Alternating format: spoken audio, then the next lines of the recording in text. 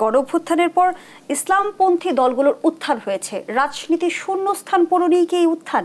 আপনি কিভাবে দেখেন বিষয়টিকে? দুটো জিনিস দেখুন, যে ধর্ম একটা গুরুত্বপূর্ণ বিষয় মানুষের জীবনের ক্ষেত্রে, কিন্তু ধর্মকে যখন রাজনীতিতে ব্যবহার করা হয় তখন নানা প্রবলেম তৈরি হয়। প্রবলেম কি? তখন এক ধর্মের মধ্যেও নানা ধরনের তৈরি হয়।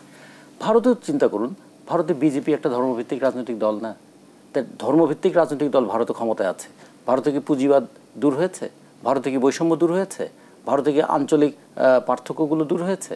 ভারতের মানুষের মধ্যে গণতান্ত্রিক মর্যাদাপূর্ণ সম্পর্ক কি প্রতিষ্ঠিত হয়েছে? নাকি ধনী আরও ধনী হচ্ছে ওখানে?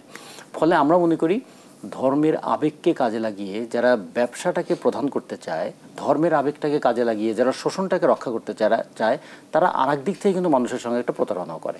ফলে আমরা মনে করি বাংলাদেশের জনগণ ডিসিশন নিক।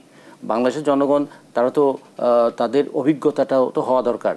যদি একটা ভুল চিন্তাকেও জনগণ ভোট দিয়ে সমর্থন করে, পরে আরেকদিন মানুষ সেটার বিরুদ্ধে আবার।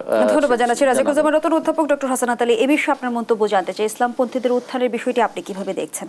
দেখেন, ইসলামপন্থীরা উত্থান বা পতন সেটি তো নির্ধারিত হবে জনগণের, যদি ভোটাধিকার প্রয়োগ করে যদি এটা প্রমাণিত হয়, তাই না? এখন একটা জিনিস হচ্ছে যে দেখেন, এই যে নতুন করে আমি এটা জানতামও না বেশি, যে বট বাহিনী না কি জানি বলে, যে যারা ফেসবুকের মাধ্যমে যে ধরনের প্রচার, কিন্তু রাজনীতি বিশ্লেষকরা কিন্তু বলে অধ্যাপক ডক্টর হাসানাত আলী যে প্রতিষ্ঠা লগ্ন থেকে ইসলামপন্থীরা এখন সবচেয়ে বেশি সুবিধাজনক অবস্থায় আছে। আসলে কি তাই? দেখেন, সুবিধাজনক থাকবে না অসুবিধাজনক থাকবে, এটা তো নির্ভর করে তাদের কর্মকাণ্ডের উপরে, অন্যান্য রাজনৈতিক দলের কর্মকাণ্ডের উপরে।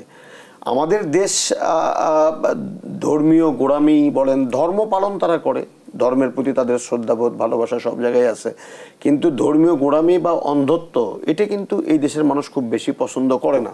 তবে এক ধরনের প্রচার যে ধর্মীয় দলগুলো অনেকটা আগে যাচ্ছে, সেটা যদি হয়, খারাপের তো কিছু নাই। তবে আমি মনে করি যে এই এগিয়ে যাওয়া বা পিছিয়ে যাওয়া এটা নির্ভর করবে আগামী নির্বাচনে দলগুলো অংশগ্রহণ করলে জনগণ সেটা কীভাবে নিল, সেটা হলো চূড়ান্ত বিচারে।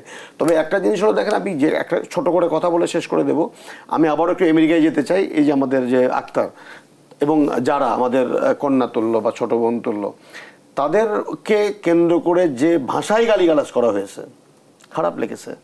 আচ্ছা জুই, আমার তো খারাপ সেদিন লেগেছিল যেদিন ঢাকা বিশ্ববিদ্যালয়ে একজন ছাত্রীকে গণধর্ষণ করার হুমকি দেওয়া হয়েছিল। আমারও কিন্তু সেদিন খারাপ লেগেছিল। যেদিন মিটফোর্ডের ঘটনা নিয়ে আমি আপনার এখানেই বলেছিলাম, যখন একটি রাজনৈতিক দলের নেতা সম্পর্কে অকথ্য ভাষায় গালিগালাজ করা হয়েছিল, ডাকসু নির্বাচনের পরে যখন বিশ্রী ভাষায় স্লোগান দেওয়া হয়েছিল, এগুলো কারা দেয় জুই? এই ভাষা প্রয়োগ করে যদি আপনি ইসলামের, যদি আপনি সৌহার্দ্যের কথা বলেন, ভ্রাতৃত্বের কথা বলেন, সাম্যতার কথা বলেন, আপনি বলতেই পারেন, কিন্তু ইসলামের মূল সৌন্দর্য কিন্তু পরমত সহিষ্ণুতা। ইসলামের মূল সৌন্দর্য কিন্তু আপনি অন্যের মতের প্রতি, অন্যের ধর্মের প্রতি শ্রদ্ধাশীল, সেই জায়গাটা রাখা দরকার।